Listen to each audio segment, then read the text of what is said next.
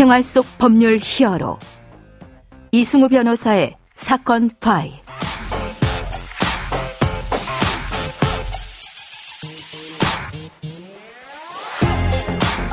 안녕하세요. 이승우 변호사입니다. 각종 사건 사고에서 여러분을 구해드리겠습니다. 오늘 열어볼 사건 파일은 셋업 범죄 사건입니다.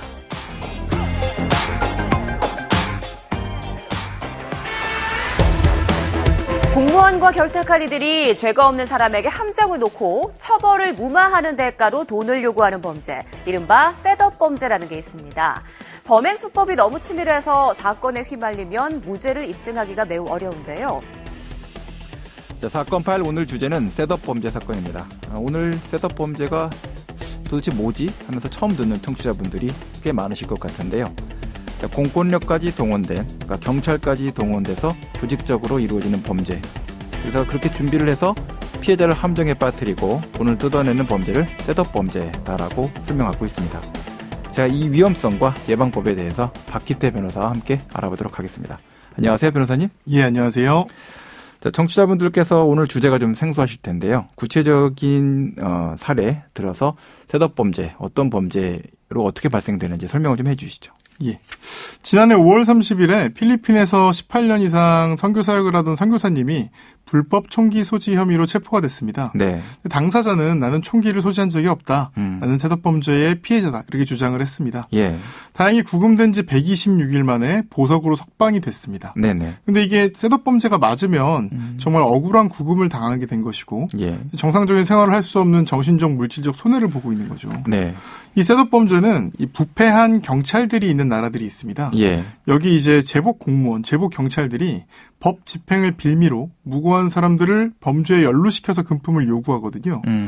특히 이제 경찰이나 관세청 직원 이런 사람들이 예. 뭐 마약이나 총알이나 이런 걸 소지품에 넣는 방법으로 증거를 조작하기도 하고요. 예. 또 이제 정말 영장을 발부한다고 하면서 그 영장을 수색을 한다고 하면서 그 경찰들이 그 증거물들을 놔버리는 겁니다. 예. 이런 식으로 이제 범죄를 조작한 다음에 예. 금품을 요구하고 이에 불응할 경우에 형사처벌할 것처럼 위협하는 이런 수법이 주로 사용됩니다. 네. 자, 이 내용 관련해서 예방이 굉장히 중요하지 않을까 이런 생각이 들고요. 벌어지게 되면 사실은 이 수습이 쉽지가 않을 것 같긴 한데 예.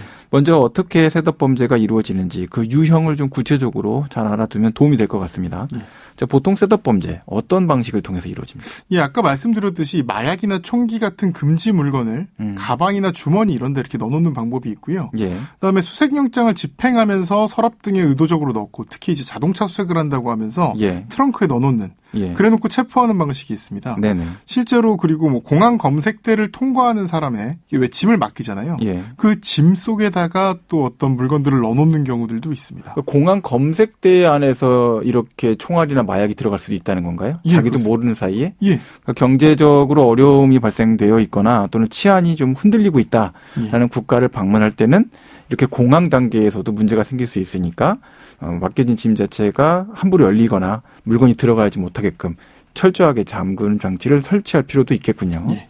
그리고 또 두 번째 유형은요. 미성년자 성매매 셋업입니다. 예. 사실 이건 한국에서도 좀 있는 유형인데요. 네. 필리핀에 관광이나 사업 목적 방문한 사람에게 성매매를 유도를 해요. 그다음에 이 여자가 성매매한 여자가 미성년자다.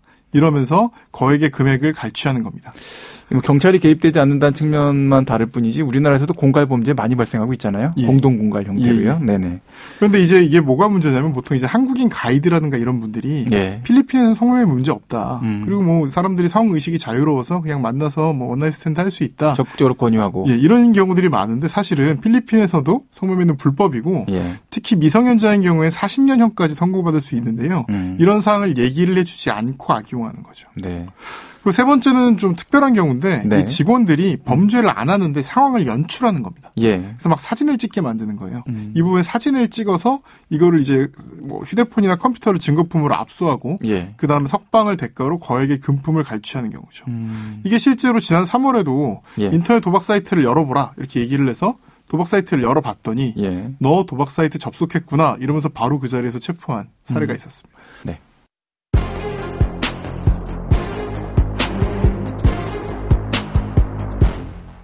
자, 구체적인 셋업 범죄의 유형을 좀 우리가 알아봤는데, 근데 유형별로 이제 어떻게 대처를 하면 가장 현명하게 대처하는 방식이 될지.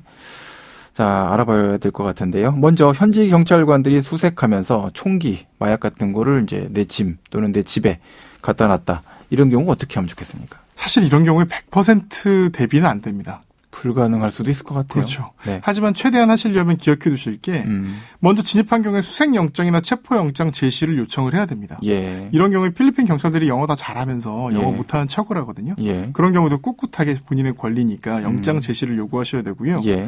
특히 제일 중요한 거, 그 자리에서 떠나시면 안 됩니다. 그러니까 떠나면 그 자리가 어떻게 조작돼서 어떤 증거가 들어가 있지 알 수가 없고요. 예. 뭐 차량에서 검문을 한다 그러면서 트렁크를 열어라 이럴 때도 반드시 트렁크 옆에 서서 어떤 일이 발생하는지를 지켜봐야 됩니다. 예. 그런 경우라면 이제 뭐 셋업 범죄를 하려고 하다가도 그냥 안 하는 경우들도 많이 발생하거든요. 예. 그리고 또 중요한 거, 어떤 경우든 이제 경찰에 의해서 이제 동행을 하거나 아니면 체포될 수 있잖아요. 이 경우에는 즉시 대사관 긴급 전화로 사실을 신고하고 예. 변호인 선임을 요청해야 됩니다. 그 현장에서 가지고 있던 스마트폰으로 여러 가지 압수수색 영장을 집행한다 또는 체포한다, 뭐 수색을 한다, 차문을 열어라, 트렁크를 열어라 하는 장면을 찍어도 괜찮을까요? 예, 찍고 제가 가장 추천드리는 건 요즘에는 예전에는 그 휴대폰으로 한국이랑 실시간으로 연락하는 게 좀 쉽지 않았어요. 예. 근데 요즘에는 대부분 이런 영상과 사진을 실시간으로 한국으로 송출을 할 수가 있습니다. 그래서 사실 지금 셋업 범죄에서 어떤 누명을 벗은 사람들의 태반이 예. 우리나라에 있는 지인들에게 이런 사진이나 영상을 보낸 경우들이거든요. 네. 그래서 이런 사진이나 영상을 보내면서 적극적으로 대응하는 것이 되게 중요합니다. 네. 자, 그럼 두 번째로 이제 공항심사대에서 셋업 범죄 당하지 않게끔 하려면 어떻게 하면 좋을까요? 이제 세관원이 뭐 마약, 총알 이런 거 집어넣는 경우인데요. 예. 그러니까 일단 캐리어 수화물을 본인이 직접 포장을 하셔야 돼요. 네. 이 포장할 때 뭐 호텔 직원이라든가 이런 사람들한테 맡기면 큰일 납니다. 그럴 수 있겠군요. 네. 예. 그리고 잠금 장치를 하시고요. 예. 또 이제 수화물 경우에는 테이프로 이렇게 마감을 해야 됩니다. 그래서 뭐 골프 가방 이런 거는 보통 그 열쇠가 없잖아요. 예. 이런 걸 이제 테이프로 둘둘 감아서 마감을 해놓는 게 좋습니다. 네네. 또 중요한 거는 타인이 마약 운반에 관여되는 일들이 있어요. 그래서 이 가방 좀 잠깐 맡아주세요. 뭐 네. 이런 경우들이 있는데 이 경우에 절대 하시면 안 된다는 건 아마 다들 알고 계실 겁니다. 예, 맞습니다. 그리고 이런 공항은 다행히 CCTV가 설치되어 있기 때문에 저희가 뭐 세관원들이 셋업을 시도하는 경우에는 대사관에 신고한 다음에 CCTV 확인을 요청하면 됩니다. 네. 자, 성관계 빌미로 셋업 범죄 당했을 때 이건 사실 국내에서도 발생했을 때 이런 주의사항 좀 고려해 보실 필요가 있는데 예. 어떻게 좀 대응하면 좋을까요? 일단 제일 좋은 방법은 성매매를 하지 않는 겁니다. 그렇죠. 필리핀에서도 성매매는 불법이고요. 네. 또 처벌 수위가 우리보다도 훨씬 더 높습니다. 네네. 특히 근데 사실은 문제가 되는 경우는 성매매를 한 경우보다 그냥 아무 문제 없이 뭐 클럽 같은 데서 술 한잔 하다가 여성이 말을 걸어서 친해져서 데이트를 하게 되는 예. 이런 경우들이 문제인데 예. 이런 경우 셋업일 확률이 매우 높으므로 절대로 주의하셔야 합니다. 자, 오늘 필리핀 또는 뭐 치안 수준이 아주 낮은 형태의 국가에서 발생할 수 있는 셋업 범죄에 대해서 알아봤는데요. 마지막으로 변호사님, 종합된 법률 조언을 좀 해주시죠. 제일 문제는 셋업에 걸렸을 경우에 이제 당황하게 되는 거예요. 말도 안 통하고 아는 사람도 없잖아요. 그래서 냉정을 유지할 필요가 있고요. 이게 이 셋업이라면 결국 괜히 할 이유가 없습니다. 예. 금품을 요구하는 게 결국은 목적이 되거든요. 예. 그래서 적당한 선에서 돈을 지불하는 것도 하나의 방법인데 이거 바로 그냥 주면 됩니까? 조심하셔야 됩니다. 왜요? 주려고 하면 또 뇌물죄다. 이러면서 다른 증거가 좀 특히 불명확한 경우에 그걸 이용해서 셋업이 시작될 수 있겠군요. 예, 그것도 네. 그렇기 때문에 좀 조심하셔야 되고 예. 그래서 예전처럼 사실 돈 주고 나오려고는 하지 마시고 일단 대사관에 연락을 해서 예. 변호사 선임까지 하신 다음에 돈을 주고 풀려나든가 이런 걸 고려하시는 게 나을 것 같고요. 사실 보면 대사관에서도 해외에서 발생된 범죄와 관련해 갖고 처음부터 대사관이 예민하게 굴거나 형사처벌을 먼저 고민하는 경우는 드물잖아요.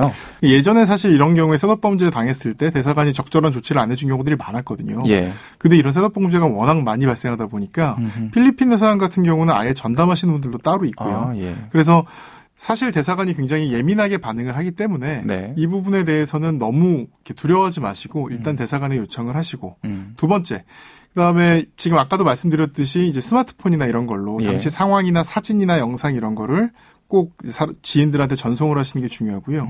또 세 번째 제가 꼭 드리고 싶은 말씀인데 한국말 하는 사람 믿지 마십시오. 예. 동포라 그래서 더 믿게 되는 경향이 있는데요. 예. 이 사람들도 얼마든지 셋업 범죄의 공범일 수 있습니다. 네, 지금까지 박기태 변호사와 함께했습니다. 오늘 말씀 고맙습니다. 감사합니다. 생활 속 법률 히어로 이승우 변호사였습니다. 내일도 사건에서 여러분들을 구해드릴 사건 파일 함께 알겠습니다.